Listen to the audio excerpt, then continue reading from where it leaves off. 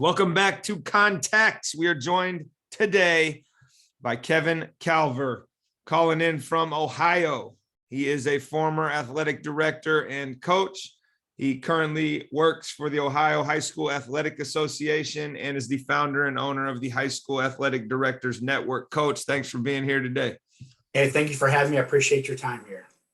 Well, let's try to peel back a few layers of the onion here as to how you got to the point where you founded an AD network. I'm assuming you had to be coaching at some point. What was that journey like, and how did you get to where you are now?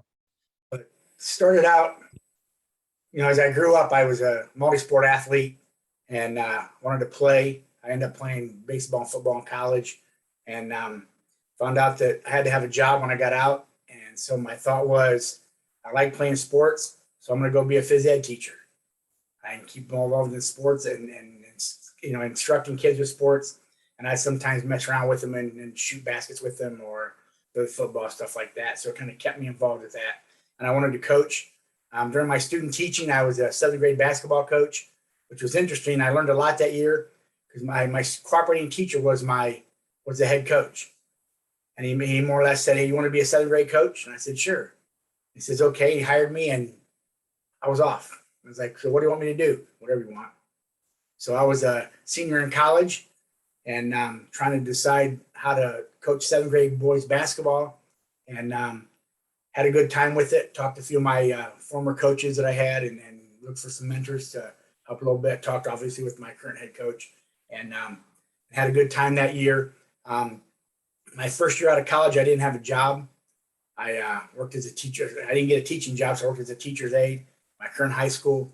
And probably about February, March of that year, I got a teaching job in Defiance, Ohio, and I ended up coaching football. I was a varsity assistant football, basketball, and baseball my first year in education.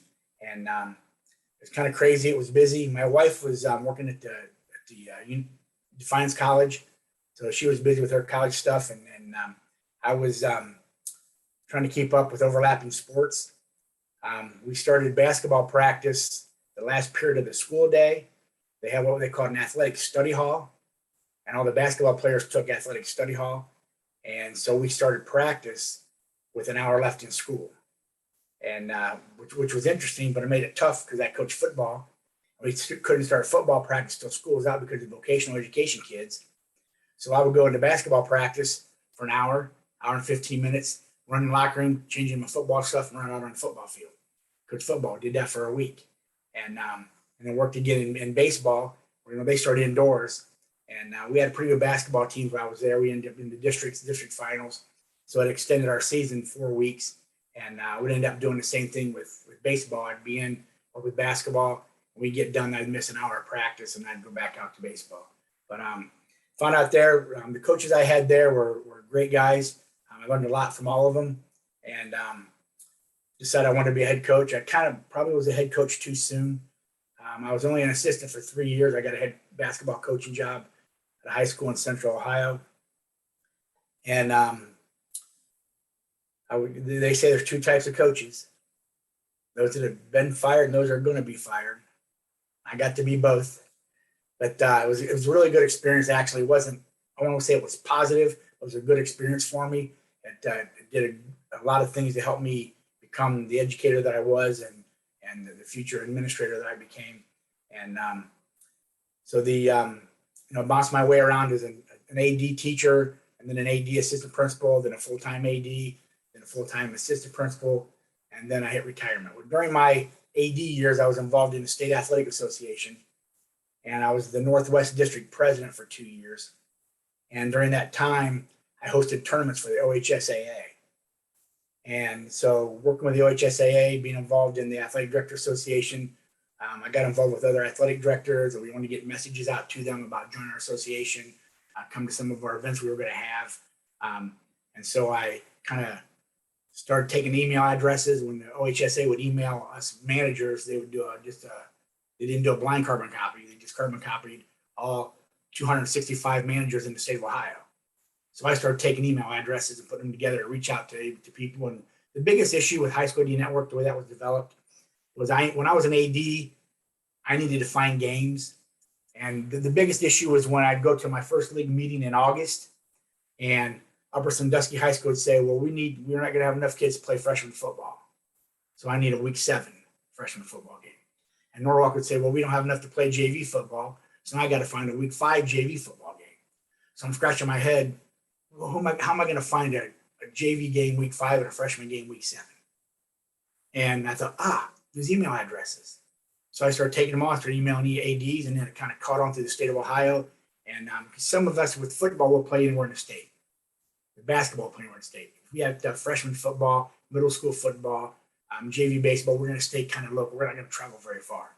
So I started compiling all this stuff and put it together and could send it out to where I wanted to within the state, depending on what sport it was and how close the school was to it. Like Clear Fork High School, they're in the Northwest District, but they're about 8 miles from the Northeast. They're about 6 miles from the center, or the east, and they're about 12 miles from the central. So their teams could play anywhere in those 4 districts. So I would decide on what they had, where it went.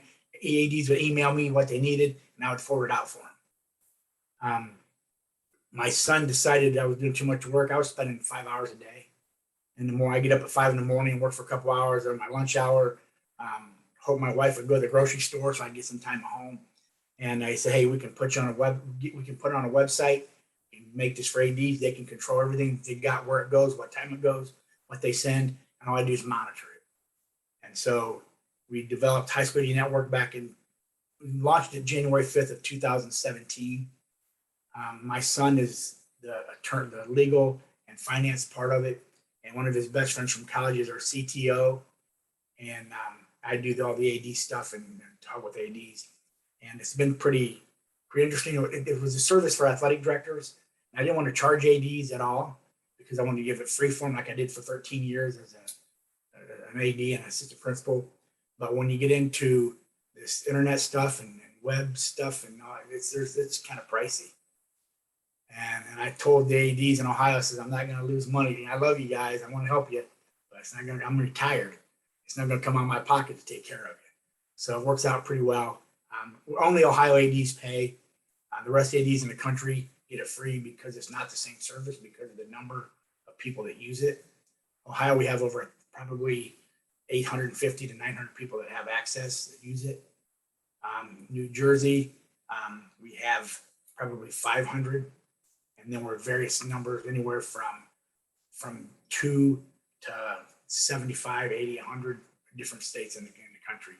And so it's been fun. We're working on partnering with a couple more associations. We partner with New Jersey State Association. I'm talking with Ohio Association right now. And once we land this with the OHSAA, being one of the larger states in the country, I think other states will jump on and say, hey, we're interested now. I've had a few of the directors that have said, well, who else uses you? And at that time, 2 years ago, I said nobody. Mm-hmm. So it's kind of like when you're recruiting a D1. Yep. Ohio State walks in the room and says, so, Justin, who else is recruiting you D1? Nobody. Oh, yep. Okay, we'll talk to you tomorrow. Yep. Never call back. Yeah. Well, absolutely. And the storyline here is necessity is the mother of all invention. And we did something similar when I was in Sacramento coaching basketball, where I was running a bunch of tournaments and just started compiling emails and contacts. And so we created this California basketball coaches directory that my buddy Ken Manfredi and I still maintain, where it was similarly sourced, but you've turned it into a wider network that's a little bit more far reaching, which is great. So any ADs on there, jump on the network, you can connect with other like-minded individuals. Let's go back here to the coaching aspect of this. When you said, I wasn't ready to be a head coach. Yeah. What did you learn right away that made that clear? And what advice do you have for others based on that experience that then hopefully prepped you for the next time you were ready to be a head coach? Well, the biggest thing is, and I know one of the questions that you've normally asked is what I have to figure out to go into that. And the big answer there was I didn't really know what I needed to figure out. I was kind of young and dumb. I was 26 when I got my first head coaching job. I'd only been an assistant at the varsity level for 3 years.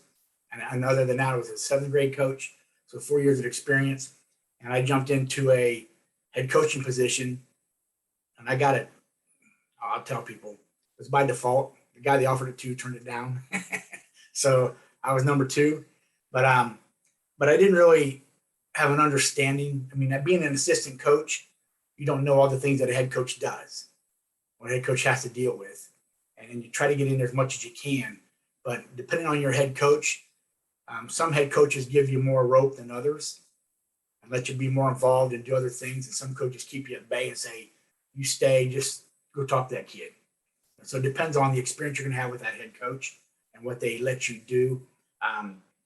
But it was a case that, I had to decide what are non-negotiables. What are things I'm going to put in my program that I'm going to say, hey, this is how it is. It's the way it's going to be. And coming up with that list of those things, I think if I'd have had a few more years of experience, actually, I said I'm now a fired head coach. I worked then a year after that with another coach of district, adjoining district. And he had been a 23-year head coach, numerous district titles, had a great program. And I worked with him for a year. And I told my wife, if I'd have worked with Bob before I was a head coach, I'd still be a head coach. Because the things I picked up, the things I learned, and it was kind of, to me, I was like, duh. But at the time when I was a head coach, I didn't really see those things or understand that. And I've always said that after you've been a head coach, you're ready to be a head coach. Well, if you could, as an administrator and as somebody that went through that experience, and this whole endeavor for me started to provide this mentorship that you're talking about, what were the things, maybe even if it's just one or two, that are super important that would help anybody listening as they try to frame their seasons? And I got a list. Yep, good. But the first thing is that I thought about was accountability and credibility. Mm-hmm. Right. And those involve little things in your program. Being on time to practice, being at everything, doing for the players, doing what they say they're going to do, and as well as the coach, but also holding them accountable when it happens. And because I'm the leading scorer, well, I get away with that. And because I'm the best rebounder, I get away with that. And I even had that situation when I was athletic director. I had a news reporter that wanted to do an article because I suspended 3 athletes that were first team all conference. Mm-hmm. Would have been 4-year letterman, but they got kicked off the team for the infraction. And he wanted to do an article on the fact that it's only the big name kids that get in trouble. If it's a bench kid, never plays, nobody, you don't do anything to them. You let them go. Until I called him in my office and I read through a list of about 25 names, and he had heard of 3 of them. I said, there you go.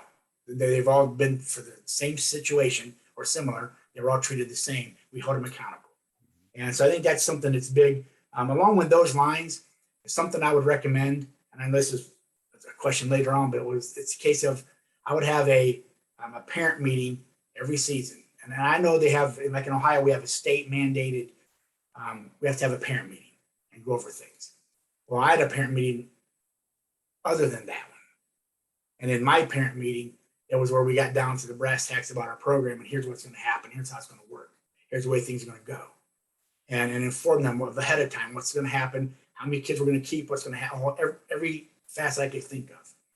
And then before our first contest, I had a parent practice where I pulled out some bleachers, brought in all the parents.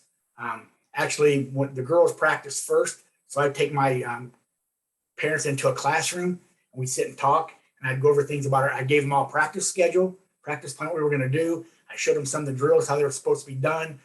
And we met 45 minutes before practice. Showed them a little bit about the offense, what's going to happen, what things should be done. Explained a little bit of 4-on-4 shell to them. And then we went to practice. And I treated the practice just like the parents weren't there. If I got on Jimmy, I got on Jimmy. I wasn't pulling any strings. I wasn't going to hold anything back. And I was going to let them know here's how it is. Now, you're not coming to any more practices. So enjoy this one and get all you want out of this. If you have questions afterwards, that's fine. But this is one and done. So you know what's going on. And this way, in a game, when I yell at Dusty for not being in help side, they know what I was talking about. Or when I say they have to rotate to the top of the key, parents know what the key is and what the top of me. So it was kind of a way to educate them and keep them informed and be a little bit more transparent. Some coaches are a little apprehensive to give parents too much information because they're going to be double checked all the time. To me, that's transparency. We're going to go do it. And I did have the unfortunate opportunity, either way you want to look at it, after my second season as the head coach, when we were working on those, the non-negotiables and the little things, which I didn't know about my first year. As I started working on those my second year, I met with all of our freshmen, sophomores, and juniors in the theater after our banquet. I said, here's the deal, parents, players, we're not going to go through another year like this year. Right? I'm in charge. I'm the person that's wearing the hat as a head coach, and I get what I want. And if you don't want to do the things we're doing, then you can transfer schools, you can stop playing basketball, or you can have me fired. You know how that ended up. But the bottom line, though, that third year, our football team qualified for the state semifinals. So we were 5 weeks late getting into our season to even practice. My practices, I had 12 kids, and 8 of them were freshmen or were JV players. But the difference was, and we would lose, we'd lose an average of 20 points a game. And I took over a 1-21 team when I started. So they didn't win very many before. But the interesting thing was I would come home from games, we'd lose by 18. And my wife's like, "You're not mad." I said, "I can't be mad." I said, I had 5 football players. They were my top 6 players. I said, "Did you see them play? That when I call timeout, they're looking me in the eyes. When I say to do this, they do it. They bust their butts. They play hard. They're diving around. When we're down 18 or diving around the floor for loose balls."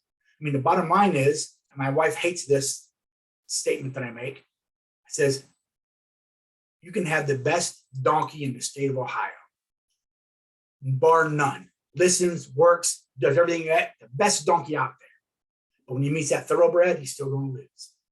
And I said, we have the best bunch of donkeys in the state of Ohio.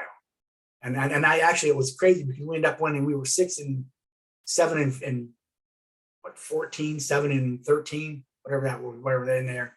And I felt like it was a great season. I mean, when we were done, and actually in those starters, 4 of them were sophomores, 3 of them were sophomores, and a junior and a senior. And the senior wrestled for 2 years before he came out for basketball. He was my point guard, which was crazy. But let's dig in on that for a second, because basically what you're talking about is how do you evaluate or how do you define success? And oftentimes it's, well, you won X number of games. Well, to your point, sometimes you don't have the horses. And what do you do and what do you advise other coaches in that moment to set both themselves and the athletes up for success in whatever way it's defined for that particular group of people? The first thing I think is you have to be realistic about the situation. When you go into a season, and my expectations were to win a league championship and go as far as we can in the state tournament. And the problem that you have is coaches want to base every season on that goal and getting there. And when I think I have a pretty good team and they go down and they underperform and we lose and I get frustrated and it goes in and I get frustrated again and I start beating them down and now it's a negative and we're going to start rolling down. We're going to go south in a hurry and you can lose kids really fast. And so my point is, here are my goals and the things I want to accomplish for you individually and us as a team. But it might take me 2 years to get to that spot because I got to work down here. And when I was fired, I talked to the superintendent, and I didn't deal with the athletic director, which is a crazy situation, but I met directly with the superintendent. He said, "So tell me about your season." I said, "Well, I'm teaching kids how to set pick and roll, how to use a screen, teaching them how to dribble, right? I'm teaching them how to drop step, while Lexington and Lucas and Mansfield, they're polishing up things and working on a cohesive unit." He says, "Well, you got to do what you got to do." I said, "Exactly. And that's why we're doing it." So their evaluation of me being successful by wins was going to take longer than it was at Lexington. And so what the biggest thing is, be true to your expectations and understand the levels of the kids that you have, and then try to put them in positions to be successful, even if they're little successes. And then my third year, I learned to give out the little award, post-game awards. So many assists, so many steals, so many deflections. And then that way we had, even we'd lose by 12. And we have kids get all kinds of awards because they met the goals that we accomplished, things that we set forth. And those you don't want to make them too easy. You want it to be a challenge. But and that's something that you have to work with to come up with. But I still think that, putting kids in position to be successful and being honest about their abilities, and then setting a plan how to get them to the next level, or whatever level that is. For me, it might be a 2, and somebody else might be a level 5. Yeah. Where we just individual growth. So what would you say then, from all of that experience and then your other experiences as an assistant, as an administrator, what would you say is the best thing that you've seen or you've done personally that has the biggest impact on culture? That if you were to go coach today, all of a sudden you got called out of retirement, what would be something that's a non-negotiable that you're going to bring with you? Non-negotiables. First off is I go back to the little things, right? On time for practice is 10 minutes early, or when the bus is leaving at 7, you're here at 6:45 and not 6:50 or 6:50 you're late. And keep those little things, because what I found out, especially my first year, is when I let little things go, they developed into bigger things. Start snowballing. And so you got to, you set that, whatever you come up with, and you got to stick to it, and you got to be real. You have to be credible with it, and you hold yourself accountable to make sure that's followed. The next thing is, and I thought a lot about this, was routine, things we're going to do. The one thing that I didn't do when I was a head coach that I wish I would have was had our pre-practice, instead of the things that we would have done in pre-practice. Now, I'm 60 years old. I was a head coach a long time ago. A lot before some of the pre-practice things started. But that's something that we go through that are basic things we can do. 1, to warm up, but 2, to work on individual development. Yeah, we call those vitamins. There you go. That's perfect. And I have to use that with my daughter. Yeah, my daughter's a head coach at University of Dallas. So we'll work on that. So the vitamins are important, I think, to get them every day. And that's going to take, as I mentioned earlier, from step 1 to step 2 or step 4 to step 5, whatever that level is, it's going to promote those kids. The next thing is, and this is one that I'm kind of debating on. I don't know when this started. I don't know how many years ago, but when a kid comes out of a game, they get out there and they slap everybody's hand. They get the towel, they get some water, go back and they sit down. When I first started, I thought that's kind of neat. But then the more I think about it, the more I watch it, it's kind of like, okay, if the coach is taking me out because I just screwed up, I don't want to smack your guys' hands and players' hands. Because Jimmy's sitting on the bench saying, hey, thanks for screwing up so I can go in. And Johnny's saying, I want to go in. Why can't I? So I don't know. I don't know what that provides. And I know they say it's team unity and we're all together. But I don't. But I shouldn't have gone there. But that's just a personal preference, pet peeve, I guess. But it's the other part of it would be, as far as that culture, is how you go about talking with your players. What I mean by that is, I've never seen a player in a game in my, since I was 20, so 40 years of being involved in athletics, in whatever sport, make a mistake on purpose. None of them made a mistake on purpose. Right. And it was funny because when my youngest son played, he had a coach that somebody would throw the ball out of bounds. He'd just stop and stare at him. And he'd sub him and stare at him all the way to the bench. And I told my wife, I'd like for once for somebody to try and look at him and say, what? I know I threw the ball out of bounds. I just had a gym full of people watching me screw up. You don't need to tell me that I did it. I understand that. So I think that as far as I talked to her about those little successes, always looking for a positive. And I know you're going to have 5 negatives and 1 positive, but the more I beat on you and the more I talk down you, that was what I learned my first year, is when I went after kids, we just kind of sunk. And they didn't have that mental toughness to take that, and it ended up being 2 more mistakes instead of the positive, and then 3 more mistakes, and then 4 more mistakes. So I had to get to a point that basketball is a game of mistakes. Football is a game of mistakes. The defense, if they're perfect, the offense isn't going to gain any yards. And if the offense is perfect, they're going to score a touchdown on every play. somebody's going to make a mistake every play out there. The key is who makes the fewest mistakes. If you're going to make mistakes, go make mistakes, but we want to keep the mistakes as few as possible.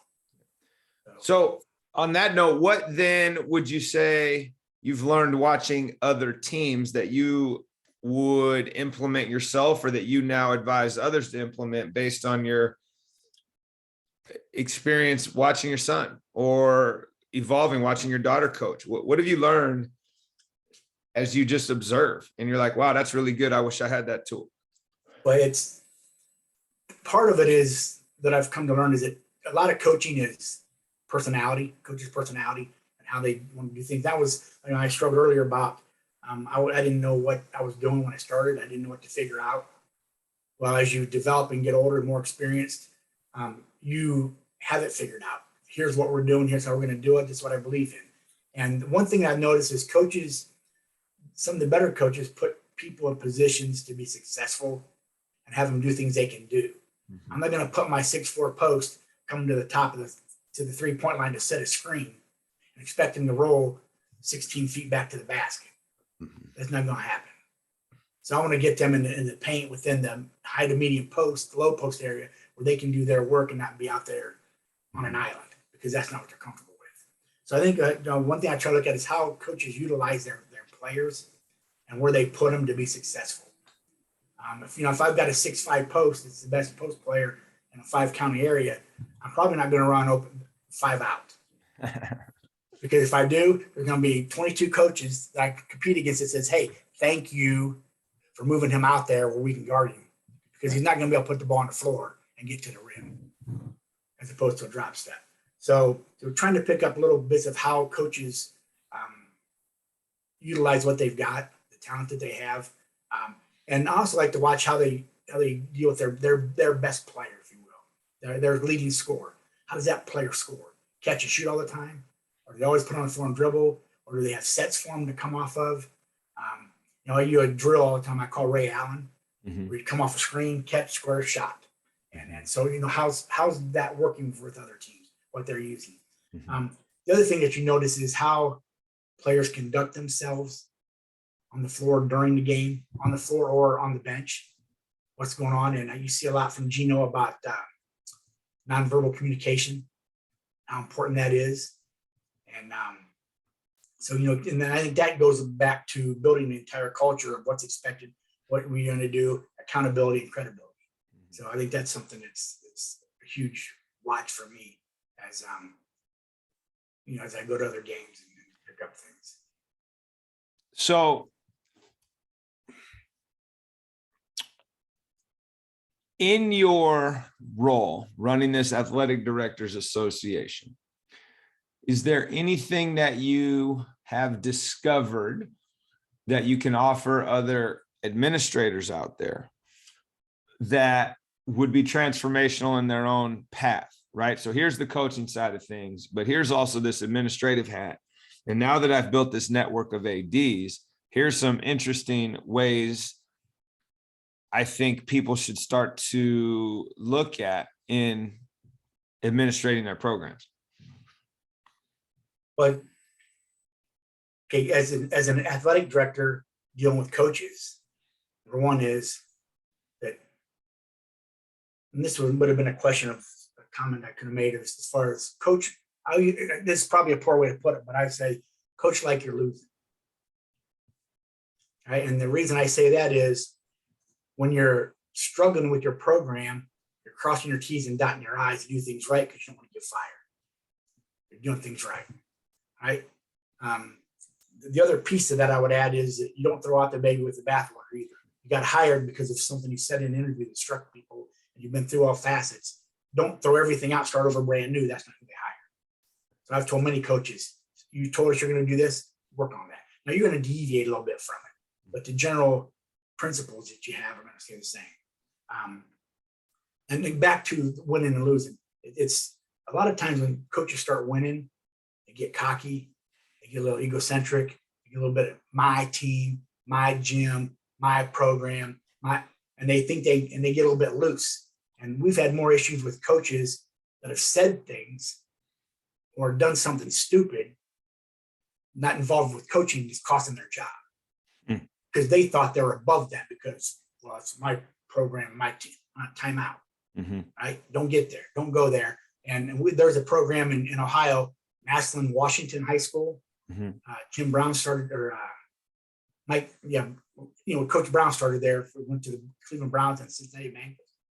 Mike Brown. Yep. And anyway, the dad that coached there, that school, if you're a head coach there for 5 years, feel very, very satisfied, very good, because their attitude. And we had a coach from our high school that got a job there as a head coach, and his second year he was a state runner-up in the state of Ohio in Division I, biggest conference. And we went to a football camp there with our kids. Took them, and we're talking to Tom, and he was saying, "Hey, you're probably set for another 3 or 4 years." I said, "No, I'll get a year, maybe 2, because in Massillon it's about the program and not the coach." When you get a job in Massillon, it's like, oh my gosh, I'm the head coach at Massillon. And the longer you're there, it's I'm the head coach of Massillon. That's my program. And they want the program to be bigger than the coach. And I saw that. We had that same situation when I was athletic director.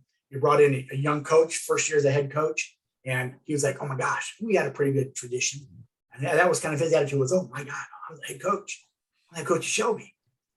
And after 5 years, 6th year, went to the playoffs for the first time in school history. All of a sudden, you got that my program, and I saw that. First thing I thought of was Massillon, Washington, and how it became mine, and don't get that way, because that's when things start to bite you, because you think you can cover this up or cover that up, but it doesn't work. Yeah, and I think that's a big part of both growth as an athlete, as a coach, as an administrator, in what do the optics look like? What is the outward facing presentation of the school? Is the coach / administrator mission appropriate for what that school wants? And how do they present that in the media even, right? How do you do interviews, and how do you coach people to do that well? And those are things that, to our point of, 15% of what you do is on the court or on the field. The rest of it is admin. It's like, those are things that people never talk about, right? Like, what does a good interview look like? How do you talk to the media to make sure that you're shining the right light on things? What are your thoughts on that? But specifically, what advice would you have for a young coach as they step into that role to make sure they don't fall into that trap of ego or of unintentionally bringing negativity towards the program? I think the first thing is make sure it's always about the program.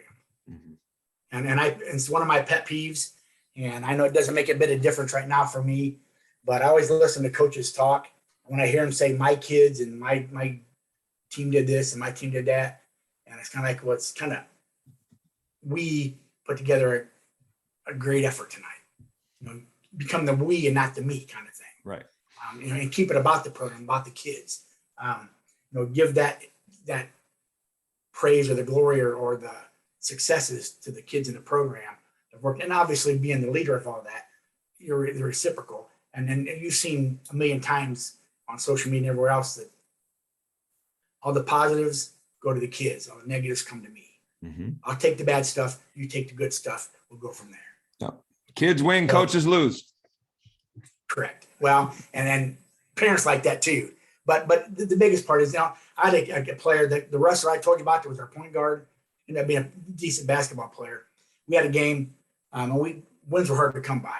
And so we're up, and it's a 1-point game, or we're down 1, and we're last 45 seconds of the game, and all he's got to do is enter the ball to the right wing. And we have a 6'3" post or 6'5" post that's going to end up scoring a block shot. It was the first team on Ohio. And he passed it to the left, got it back, dribble, pass it to the left, got it back, and I'm yelling, enter right, dribble to the left, pass again, got it back. The horn went off. He threw the ball up in the air and jumped up and down. He thought we won.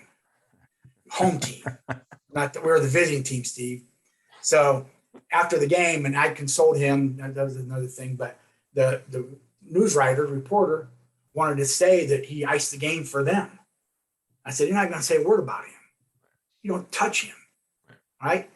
there are so many other things that went on that could have made a difference in those 2 points, like the 5 foul shots we missed, or the 2 for 6 from the 3-point line, or whatever. We could number of things.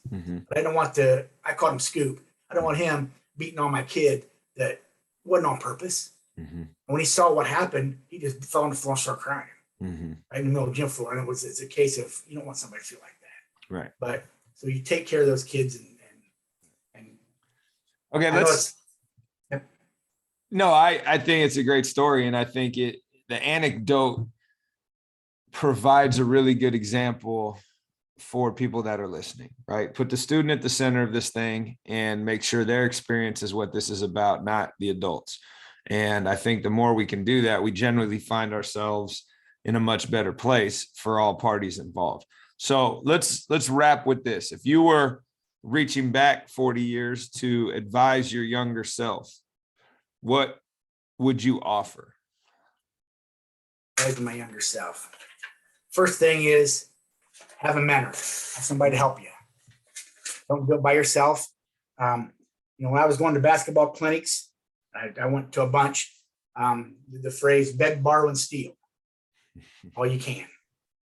You don't have to reinvent the wheel. And basketball is basketball. And I have a conversation with a few coaches routinely that, hey, wait a minute. It's a round orange ball that goes to that orange rim. That's what you got to do. You defend, you rebound, you shoot it, and you pass it. It's a simple. And the other piece of that is KISS. Keep it simple, stupid. And everybody gets out there and they want to try to get all fancy and do all these things. And the kids are looking at them like they got 3 eyes. It's like, no, basic.